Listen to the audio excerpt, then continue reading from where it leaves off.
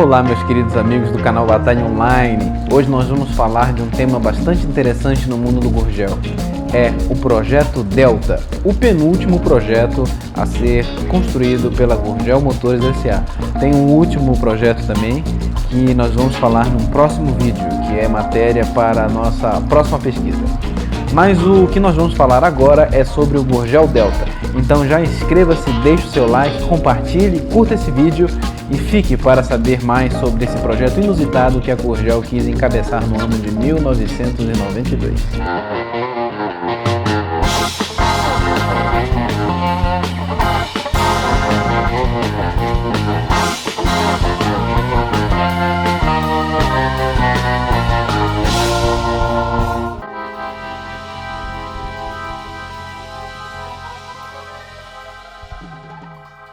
O desenvolvimento do Gurgel Delta foi viabilizado pelo desenvolvimento prototipal do Gurgel Motomachine. Esse Gurgel que você está vendo na imagem já fazia o teste do chassi hexagonal que a Gurgel estava projetando através da Tecprom.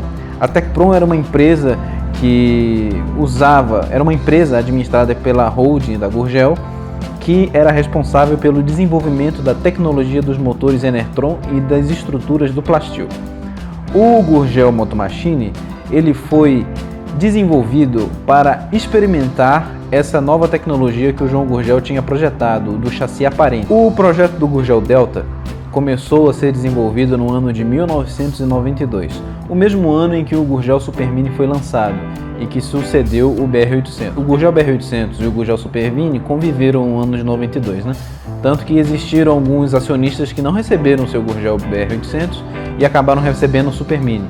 O meu tinha plaqueta de acionista da Gurgel, então acredito que essa pessoa era para ter recebido um BR-800, mas acabou recebendo o Supermini. O Gurgel Delta era um carro que era construído com uma estrutura tubular hexagonal de chassi aparente. Toda a sua estrutura de carroceria era modular, ou seja, você poderia desmontar a estrutura da lataria, as chapas da lataria, as chapas de fibra, todas elas eram destacáveis.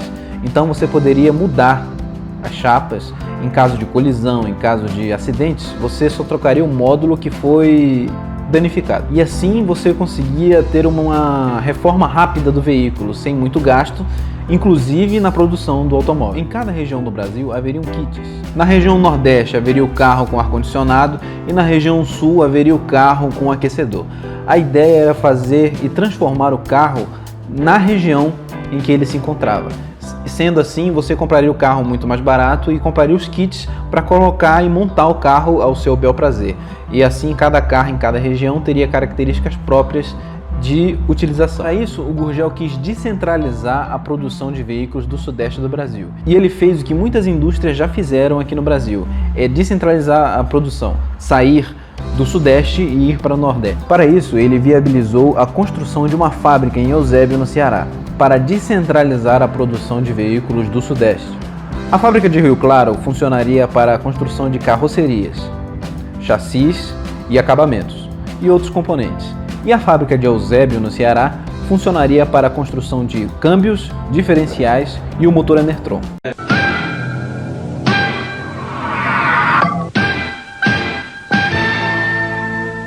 A Gurgel trabalha aceleradamente nesse novo projeto.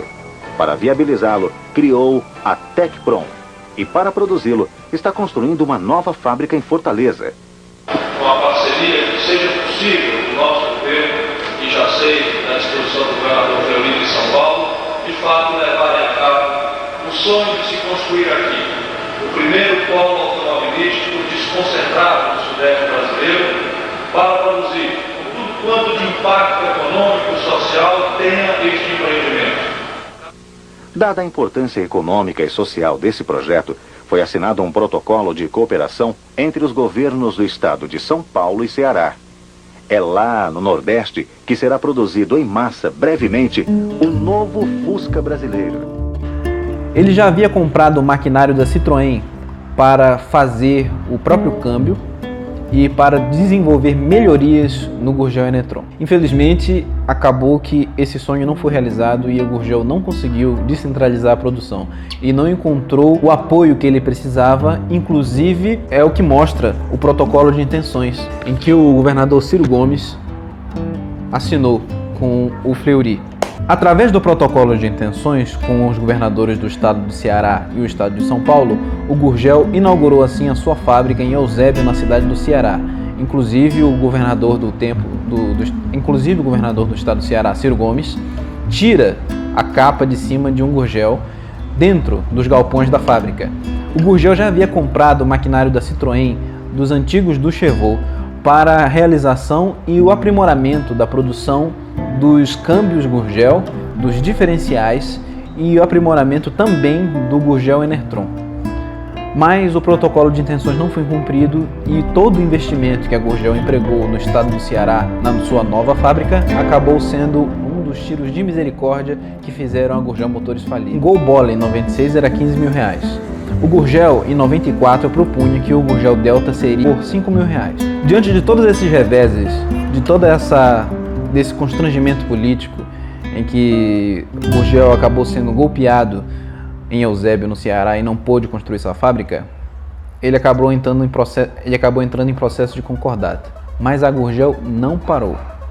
O João Gurgel continuava a desenvolver o seu Gurgel Delta. O presidente Itamar Franco favoreceu a Volkswagen no Brasil para o retorno do Fusca. Com o retorno do Fusca, que não foi um carro a preço popular, nós sabemos que o Fusca Itamar veio cheio de opcionais e melhorias que encareceram o carro e que tornavam mais caro do que um Fiat Uno Mille, que era o carro popular da época. O Gurgel estava na vanguarda de muitas coisas, inclusive na produção e na tecnologia de veículos.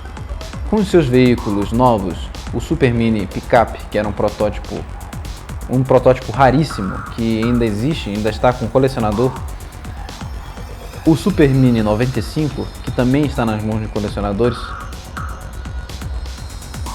e o Gurgel Moto Machine, que foi a vanguarda no desenvolvimento do Gurgel Delta e do chassi aparente, são provas que a tecnologia do João Gurgel só iria progredir e transformar o nosso país em um país altamente industrializado. O alvo do Gurgel era transformar o país em uma grande potência automobilística, como o Japão é até hoje. E isso seria altamente interessante para a nossa economia brasileira. O Gurgel Delta era a inspiração que o Gurgel tinha, muito além do BR-800, de que o povo brasileiro tivesse um carro popular, que se adaptasse às condições de cada terreno e de cada lugar em que convivesse, e não o contrário. Existe também muito folclore a respeito do desenvolvimento dos motores Enertron. E todo folclore que nós conseguimos juntar carece de fontes. Existe também uma curiosidade e uma foto que ronda na internet sobre um Gurgel 1000.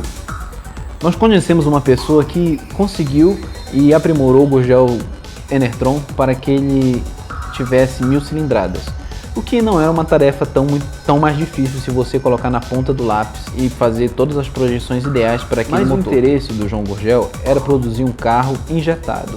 Havia estudos na Gurgel Motores, e isso carece de fontes, isso é a respeito das nossas conversas com proprietários, com pessoas que conviveram com o João Gurgel, que o Gurgel Enertron seria expandida a sua potência e a sua injeção seria eletrônica, assim como o multiprocessador. O multiprocessador eletrônico da Gurgel era feito pelo Senai, então era uma tecnologia altamente brasileira que estimulava jovens aprendizes no Senai da época a desenvolverem o módulo da Gurgel. Então haviam estudos para o desenvolvimento da injeção eletrônica da Gurgel, o que era uma tarefa muito difícil na época. O desenvolvimento do motor Enertron e de toda a linha Gurgel foi retardada pela falência da fábrica e pelo déficit que a construção da fábrica de Eusébio e o duro golpe que ele levou dos governadores Fleury e Ciro Gomes no não cumprimento do protocolo de intenções fez com que toda a produção da Gurgel fosse parada e todo o desenvolvimento fosse atrasado por dívidas e questões falimentares. Hoje, muito que nós sabemos do Gurgel Delta é lenda, como algumas coisas que nós falamos aqui. O paradeiro de alguns protótipos Gurgel é desconhecido, mas nós recebemos uma mensagem no ano de 2016 a respeito do Gurgel Delta. Então onde estaria esse carro que foi o único protótipo a ser construído pela Gurgel Motores? O penúltimo, não o último, mas o único Onde estava? Onde foi? Por que não estava na massa falida da Gurgel junto com os outros Gurgéis, Carajás, BR-800 e até muitos machines que estavam lá? Esse protótipo ele foi vendido antes da fábrica ser fechada. E ele foi encontrado abandonado em um galpão. Um colecionador, que nós não sabemos a identidade, comprou o carro e ele está em processo de restauração. As únicas imagens que nós temos são desse carro dentro do galpão, onde ele foi encontrado e foi resgatado. E ele ainda conserva suas cores originais das fotos de época. Nós não temos muito mais informação a respeito desse carro, nós não sabemos onde está o paradeiro dele. Nós só sabemos que ele foi resgatado por um colecionador. Quanto ao Gurgel Supercross e o Gurgel 95, o Super Mini, eles também foram resgatados por um colecionador e estão guardados em sua garagem. Então fica apenas a ideia do que seria o império da Gurgel Motores. Não dispondo de fôlego suficientemente grande para continuar resistindo às enormes pressões a que estamos submetidos, entregamos nosso projeto ao presidente da República na esperança de que, com sua grande lucidez e espírito nacionalista, possamos juntos levar a cabo esta empreitada de altíssimo interesse nacional.